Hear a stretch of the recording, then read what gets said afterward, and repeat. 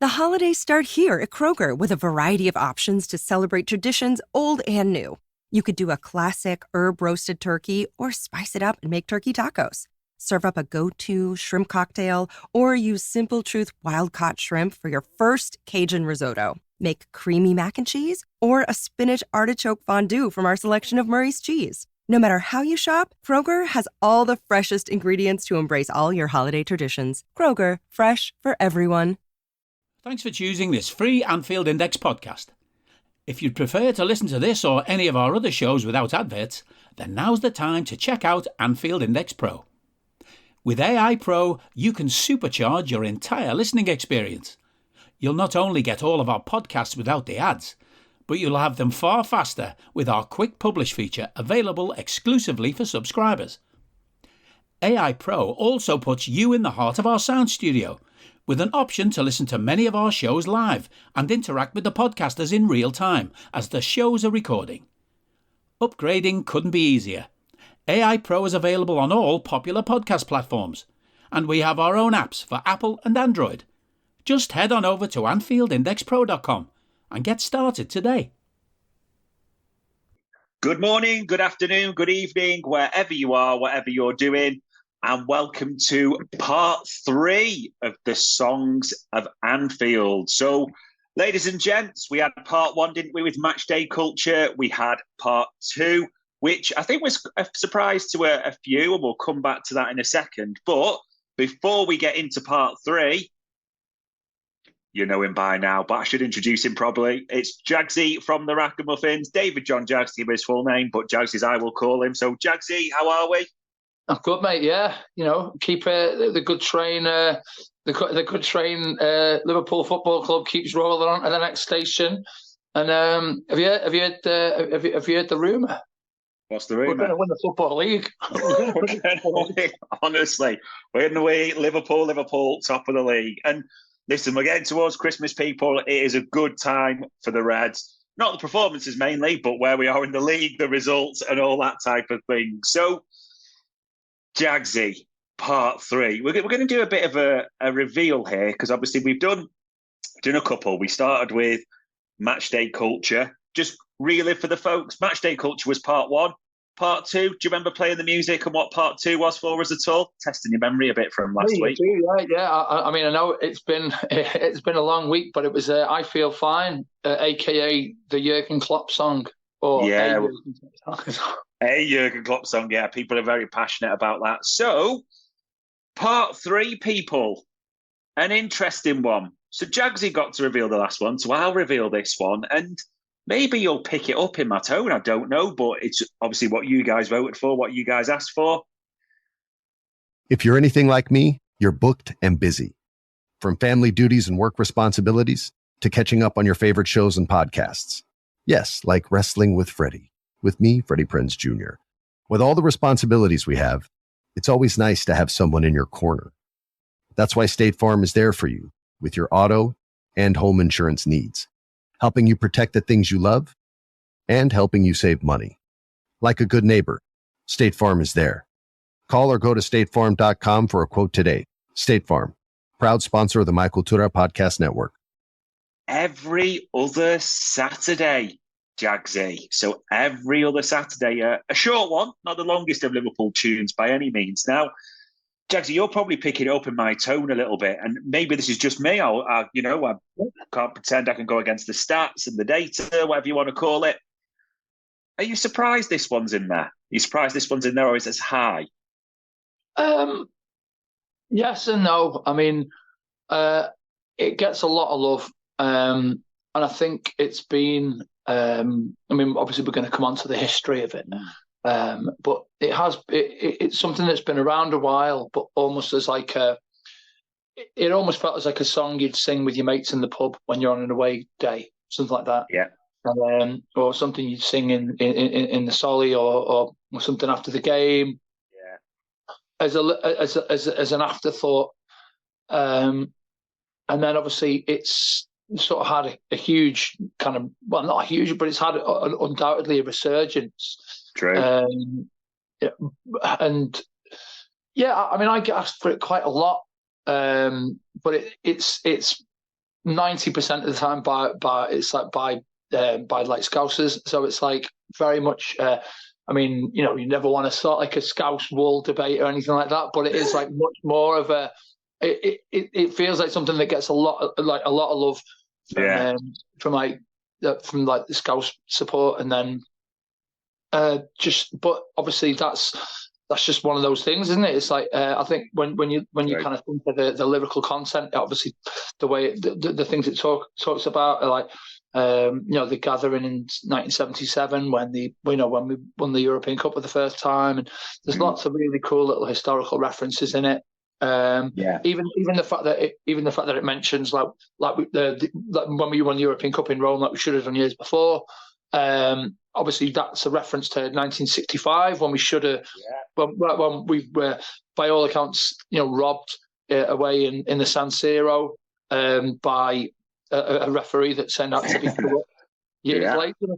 And Tommy Smith apparently volleyed him downstairs. I mean, you kind of wonder what sort of ban he'd be getting into these days of doing that. God, imagine if VAR was around for that back then, type of thing.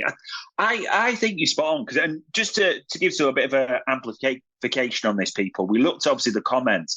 A lot of the things that people put, Jaggsy, was timeless, as in it goes on, like you say, it tells the story as well. People said like that, the history. Very much though, as you said, I think it is important to point out, and again, it's not staying into Scousers' walls or outside anything like that debate.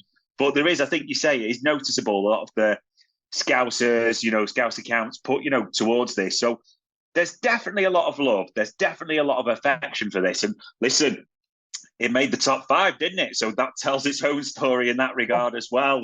So, I mean, we'll get into this a bit about the history. And this is an interesting one for me, Jaggsy. It's when we say history, like you say, it goes back. It's almost a contradiction so far back in the story it tells. But this as well. The resurgence, I think you used the right word, and especially, what I'm going to talk about here, Jamie Webster, the Boss Nights, it really sort of accelerated it again, and it seems to have almost grown again, would probably be the phrase I use. I mean, you think that the Boss Nights, I mean, we've both been, we know what they're like. They are a phenomenon over recent years. What do you think it is about this and a link to the Boss Nights that's just kind of taken off? I don't know how to put it. It's not like it's a brand new thing, the Boss Nights, but they are just a phenomenon now, aren't they? Yeah. Well, what I'd say is when you think about it, if you've got a low, because I've had this discussion with Dan and Keo and other guys who are part of it. It's obviously quite difficult to divvy up what songs people do on the nights because you don't want people playing the Mo Salah. I mean, this is something that's been talked about for Madrid and the fan park there and Kiev as well. The last thing you'd want is someone stood on stage with acoustic guitar playing the Mo Salah song for like 10 hours or something and then run up to the game. Everyone would you go bananas, wouldn't you? So, and we do have such a storied history of songs. Yeah. So it just makes sense to go back in time and look at it and go, oh, that's brilliant. Yeah, well, I'll do that. And sort of because we've got something where you can go back and pick and choose and go, well, yeah, I'll do that. Oh, yeah, I'll definitely do that. And so, and that's that feels like very much what's happened. And it's and we've gone back and gone, yeah, that'd be great. That'd be great to do. So, I've certainly kind of done that and gradually, because if you play in like I do at the hotel, like more or less every match, if I did the exact same set every time, I'd go crazy, Dave. So you want to bring in new ideas and new songs, and so if people suggest songs to me and they're good, then I'll give them a go. So and over the time, not the guitar over there. Over time, it must have been the same for sort of Jamie and Keo and Timo and everyone as they've got involved and Ben as well. So, that's the only, that and then obviously that's almost exposed the song to a completely new audience, because I mean, as we discussed in the previous one, and how quickly the I Feel Fine song grew through the internet. All it takes is a couple of videos of like a boss night going on YouTube, people getting on them, and they're like, what's this song? This is amazing. And then all of a sudden, it's, you know, it's got a lot of traction. And yeah, so I think that's probably is good an explanation, because like I said, it's always been there. I mean, I remember the first time I became aware of it was hearing it in the Albert, and then seeing it on the old Red and White Cop website. Yeah. But I've done so I speaking of the old Red and White Cop website, I spoke to one of my mates, Peter Evo, who you know, he's been around since like 64 and everything like that, and that was his first game. And he was saying that the first time he heard it was an away game at Stoke. We played a friendly, and he thinks it was in 2000, and it was being sung then, and you know, a few alterations. So I think we sing. We've won the English League about 1,000 times. Back in those, and he was saying at that point it was like 1 million times, obviously, because you know, it certainly feels like it when you think about it. Like little things like that. But obviously I mean, we've discussed the idea of like, it's almost like a transplant song where you've got two songs that are spliced together, because you've got the first bit, and then you've got the Al Jolson. It's like an old sort of, you know, like 20s and 30s like jazz song called Mammy, Mammy for the Kenny bit.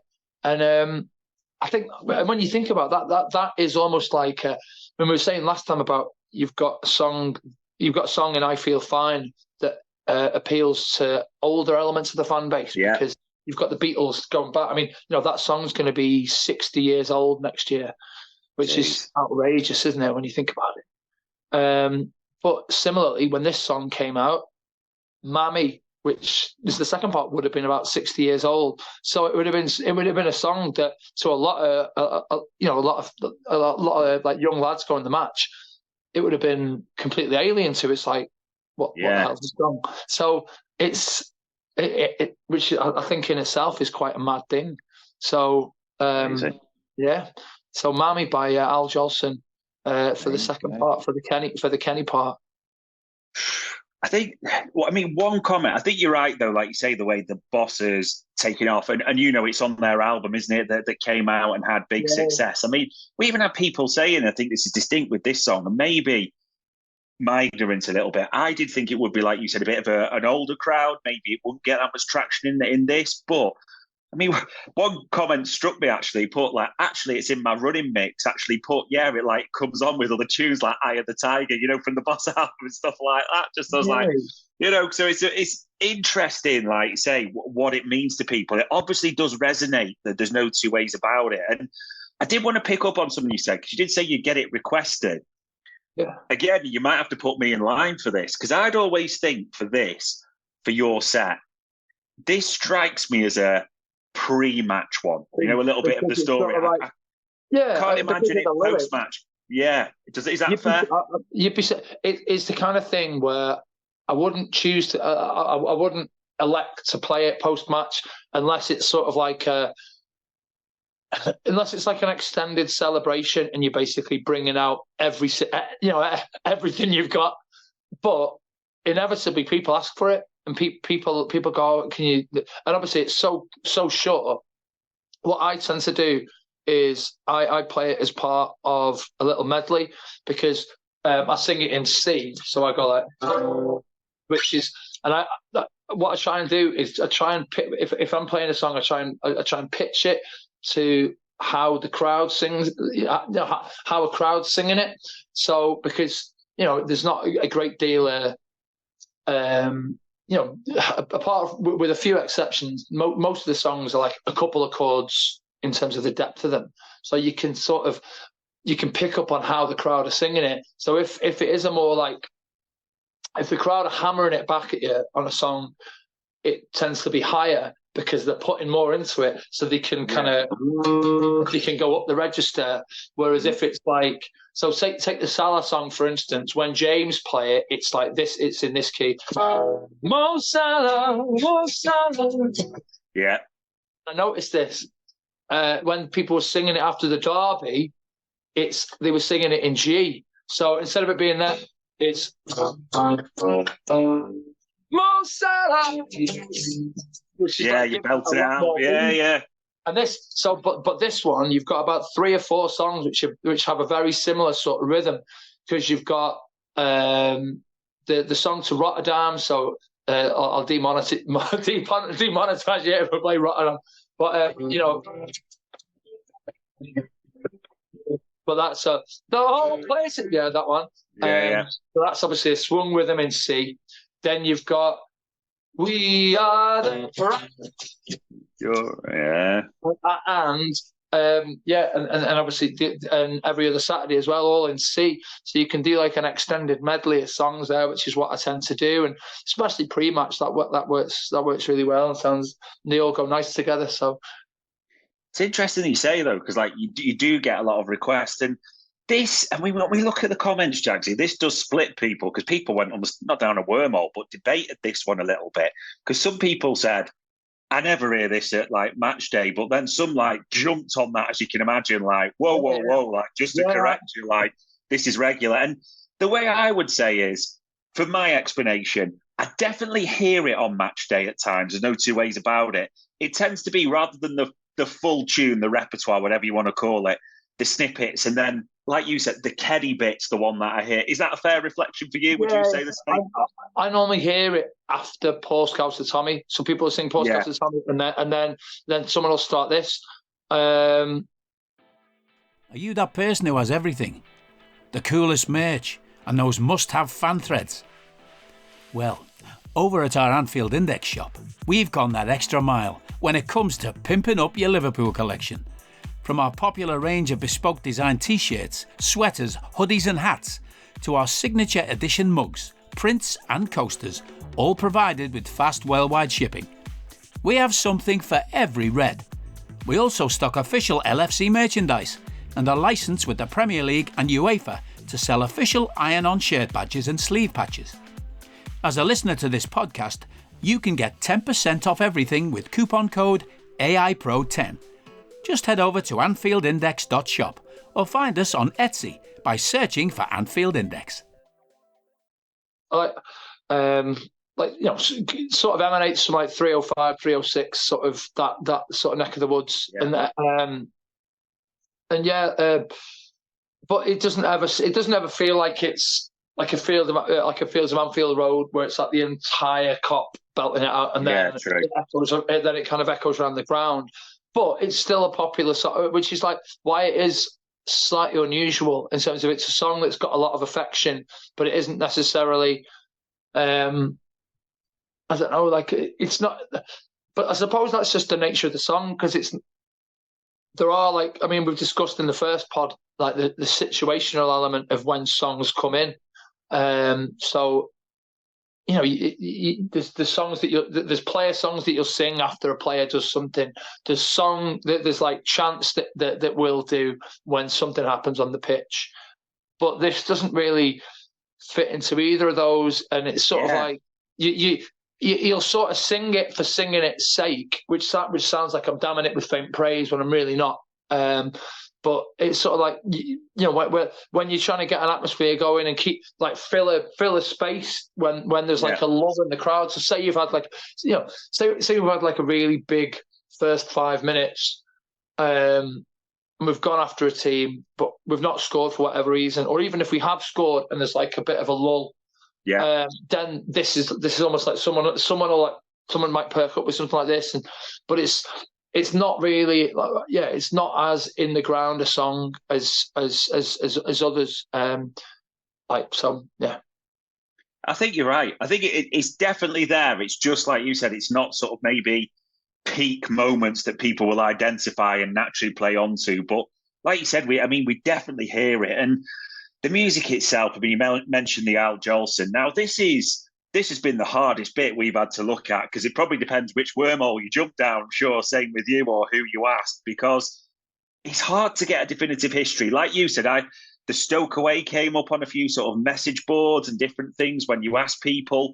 And yet, if you go on even on different fans or different sites, the big thing that keeps coming up, and I hadn't heard this till the other day, a Rangers song by Lex McLean. Never even heard of him. Like, I won't even pretend. I'll show my ignorance there and be honest about that. Did you sort of find out similar things that original tune? Yeah. So I mean, I'd heard. Yeah, I'd been told that it was a Rangers song, and obviously the their version talks about so where. I mean, not what. No, God, I'm going to get shot by Ray. But I mean, obviously the Rangers one talks about when we win the European Cup, like we did with the other. It's something like when we win the European Cup, like we did with the other one. Obviously, so it must have been after '73, because that's when Rangers won the Cup Winners' Cup. Yeah, so, something like that, innit? Yeah. So they won the Cup Winners' Cup in like '73 or '72, '73. And then, so obviously, it's talking about with the expectation that they're going to go and then lift big ears. Which, I mean, to be fair, they came pretty close in the early '90s, very close. So so it's got references like that, and I mean, it's it's almost like you can imagine them having a song. I mean, in the same way that we sing Fields of Anfield Road, in the same way that Celtic was singing Fields of Athenry, and obviously you got Irish rugby fans singing that. So there's always been, there's the old traditional idea of the Kop, where you've got like people chanting Celtic Rangers, Celtic Rangers, Celtic Rangers. So there's obviously bits coming from both of them, but ultimately, I've never heard. We have a lot of. We have a lot of Irish lads who aren't going to complain about some of the lyrical, the musical origins of Postcards to Tommy, and conversely, we'll have a lot of sort of Glasgow Reds, Glasgow Rangers leaning Reds who aren't going to complain about Fields of Anfield Road too much. So it's just because at the end of the day, you kind of wanted to come together under one umbrella for the club, and I mean, Liverpool as a city is very much a melting pot, which is one of the great things about it. You've got so many different sort of groups that have made it their own. So I think if a football club is representing that and indicative of that, then this is just another example of that. True. Yeah, it's interesting when you go on to it. And the other thing that, again, people debated, I don't think there's a debate, but I'm obviously wrong again. Some people called it, this is a good song. Some people said it's more of a chant. Can you put this into chant? I can't put it into chant territory personally. Can you see that? I was having to think about this. So for me, a chant is more atonal. Or with a very, very limited melody. So I'd say that Liverpool, Liverpool, Liverpool, Liverpool. Even though there's a melody on it, it's a very sort of do do do do do do do do. That's almost like, I'd say that's more of a chant. Or Liverpool, Liverpool, 1,000,000% a chant. I mean, pretty much everything else is you talking about a song, and and I think that's what Mark said. We have a lot of songs. Lots of other clubs have lots of chants. To varying degrees, and but I think we have a lot of songs, and I'd say this is definitely a song. I'd say it's a song, but at the end of the day, I think it's it is splitting hairs a little bit. So it's there's not too much, and there's always going to be songs that sort of overlap it a little bit. So yeah. I agree. See, it's interesting. The one, not to say people confuse it, but I agree. It's a song. It's got history telling, the storytelling is where we talked about up and down. It's interesting, and the way some people linked in with this on the comments. Maybe this is just me. Some people put the Kenny and the Rush element, from Scouse to Tommy, Rush scored one, Rush, and that type of thing. That they mix it in, but I can't think you could describe this as anything other than a song, like you said. It just feels like splitting hairs, personally, in that regard. Surely, I'll tell you, there's a fella who I'm loath to call him out on this, but he always asked me for the Tommy Smith song, and I was like, And it took me like 3 or 4 times to realise he means Paul Scousers. Wow. So I was like, no, it's nothing to do with Tommy Smith. But so I mean, to be fair, you know, the first time I can't remember who we'd beat, but it was so he'd had a few. I was like, it's Tommy Smith's song. It's like, God. So you know, it is what it is. Everyone's got to learn. Every day's a school day. And so yeah. Exactly.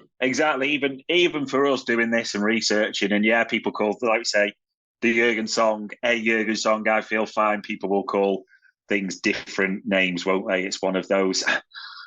We talked about this last week as well with the songs.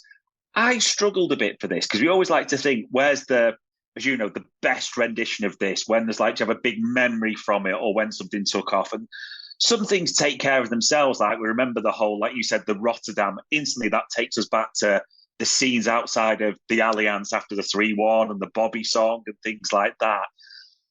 Do you have one for this one, Jagsy? I was thinking, I'm being honest, I've heard it a few times in the stadium, and I love it, and it's an important song, and clearly it gets votes. I'm struggling to think of like an iconic one that goes alongside this. Do you know what I mean? No, it's not. I mean, then again, because it has been like a slow burner, and it's sort of like a song that kind of comes back and things like this. But it's not like a song that's sort of sung in celebration. It might be sung as part of a celebration, but it's not like. I mean, it's not like when there was like the celebrations after beating City at Wembley or winning the FA Cup, and then there's like pyro going off everywhere and everyone's just belting out stuff. So it's not that sort of. It's just not that sort of song. So I don't. Yeah, there's nothing really for me where I'm like, oh yeah, there's that one. Yeah. So.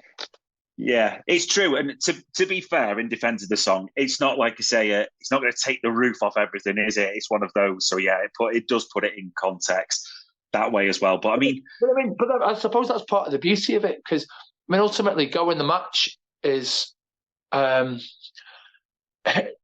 Even you look at the lyrical content of it, like every other Saturday's me half day off. I mean, that's obviously a reference to sort of how things used to be back in the day when you work your 5 days, you do your Saturday morning shift, and then you go the game, and so there's that aspect of it, but it just sort of like references those, because I mean, there was almost like one thing, how like.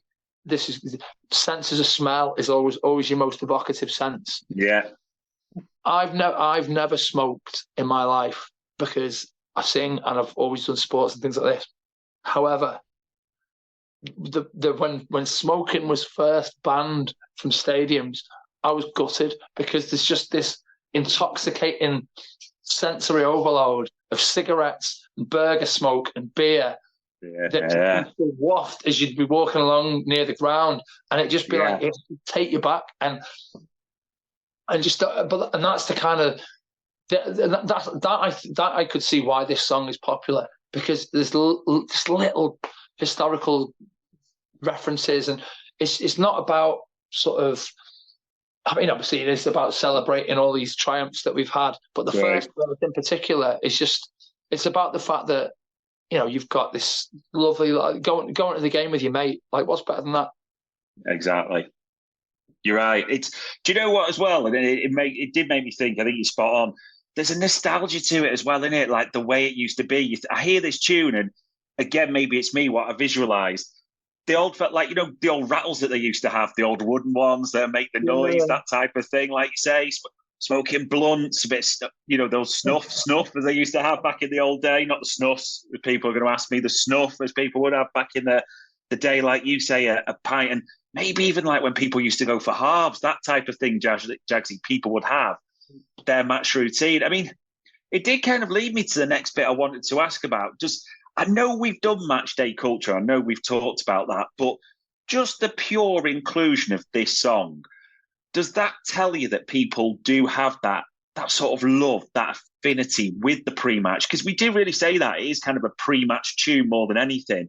So like you said, going to the game with your mates, what's better than that? Going to a game, a beer with your mates, having a laugh, all that old stuff.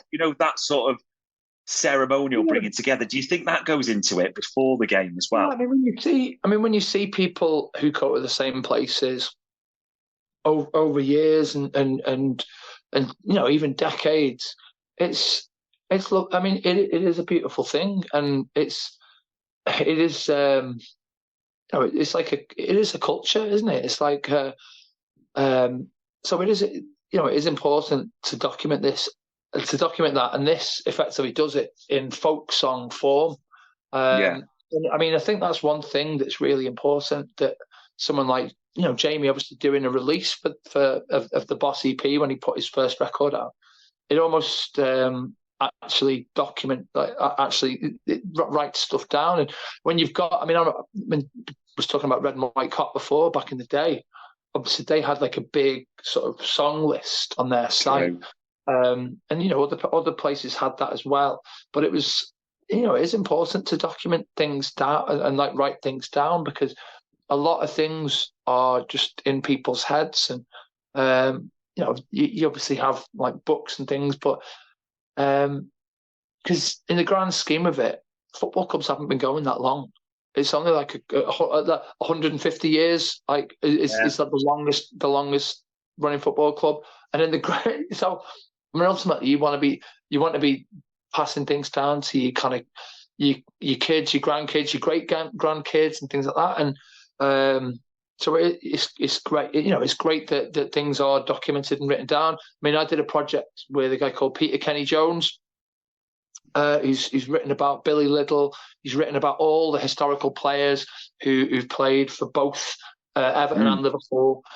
And there were like songs that were. There's a song that was sung, and it was sung for I think it was for Billy Liddell when we got to the FA Cup final in 1950 and ultimately got beat by Arsenal. But it was like. It was like the song lyrics were written down, but there's no sort of recordings of the fans singing. So we did a little demo put together. I made my guitar sound like a banjo by putting a capo really high up here and trying to emulate that and things like this, because the song was called My Old Banjo and things like this. And the hook, the idea was that it was like one of the first football songs, and there must have been noises and things that the crowds did then that are lost because we didn't have television in the same way now. I mean, even if so. I mean, it'd probably just be a stock piece of audio footage that they then have someone put in some Pathé News sort of that kind of thing. So it is, we are lucky that we can document things that have happened and do things like that. And it is true. Yeah, it's actually you think about it that way, like. Not just obviously the boss, the recording, Jamie, all those things. It is like it's that historical documentation of something as well that's so important. And like you say, especially in history, the easiest way is maybe to teach it through music, isn't it? That way as well, the big things and bring everyone together. So yeah, maybe. Do you know what? We've talked about this, Jaggs, and I started off thinking, why is this there? And by the end of it, and some education for me as well. You can understand why the history, the storytelling, the affection for it pre-match. Yeah, you can see why this has made the top 5. However, Jaggsy, big reveal coming up here. Now, I'm not going to spoil it all for everyone, people. I'm not going to reveal the top 5, by the way. And obviously, we know we did Matchday Culture to start with. We've done the I Feel Fine, the Jurgen song, whatever you want to call it, was in there. We've now done this one every other Saturday. Does it surprise you, Jaggsy, that I'm going to tell you that no player songs have made the top 5, as in no song specifically, which has been developed, created, whatever you want to call it, for a player? Does that surprise you at all? A little. But then again, I suppose at the minute, there's not. I mean, okay, you can say like as in terms of players, obviously Van Dijk's in absolutely imperial form. Salah, he's been having a great season. Obviously, just hit another historical number on the weekend. But neither of their songs are like head and shoulders above other things, and like, so I suppose, yeah, maybe not. I mean, the other thing is, I suppose that we've had our fingers burnt, our hearts broken as fans before. And so, ultimately, that Port Scouts of Tommy is still going to be sung in 20 years' time. I mean, every other Saturday's been sung for 23 years. After this research, Fields of Anfield Road the same. So, but I mean, ultimately, a lot of the player songs will be sort of little references that are made in the pub. It's great, we'll sing it on the birthday or things like that, and they won't be forgotten. But you sing about the players on the pitch for you at that time, and so I suppose it's just a case of you've got to sing. You got to sing for the fellas who are in front here, and I mean, not wanting to representing for your own team and things like this, but obviously one of the most popular in recent times has been Si Senor. I mean, we've certainly felt that anyway. So obviously, with Bobby no longer being here, that the fact that song's gone, that's not a surprise. I mean, Salah's songs like lovely, but I don't know. It's not like. It's not like I don't know. Obviously, with it being, it's a James song first, rather than right. So and even I suppose you could say the same sort of thing with Van Dijk. It's like it's obviously dirty old town first. Yeah. Whereas I mean, I can't remember what it's called, but the song that Si Senor comes from, by Vito Paez, La Corazon. It's obviously, we don't know the song from that. We know it from like Si Senor. So I suppose if you were referring to something like that, you'd say it like that. And even going back a bit. I mean, obviously you're never gonna see a Fernando Torres song winning the poll like this. But when you think back, that song was huge, absolutely huge. Yeah. And it's known as the Fernando Torres song. It wouldn't be like, oh, remember that song to the Animals? The Animals went in 2x2 or whatever. Yeah. True. Yeah, you're right. And maybe that's it. We have our fingers burnt, as you said, by players, the certain memories and things like that, or things happen. So, yeah, especially ones that tell the story or bring that history. It's there. It's always going to be there permanently. It's never going to burn you that way. So that plays a part. Yeah. Interested as ever to talk to you, Jaggsy. So the only final things it leaves me to say as ever, people, is Jaggsy, thanks for your time, your insight and history. Much appreciated, sir. No worries. You're welcome. Good stuff. And ladies and gents, there is a few more to go. We are not going to tell you because I no doubt you've probably seen the stats and thinking, when's mine coming on? Well, there's 3 more to go, so you'll have to see. But that was part 3 in the Songs of Anfield for Anfield Index. We hope you enjoyed listening to this Anfield Index show. Please be sure to subscribe to our channel so future podcasts find their way to your device automatically. There's nothing quite like fan engagement, and we'd love to know what you think of anything discussed on this show. The best way to get in touch is over on our free Discord community, where both podcasters and listeners debate the hottest LFC topics 24/7. Sign up free now at AnfieldIndex.com/Discord. You won't regret it.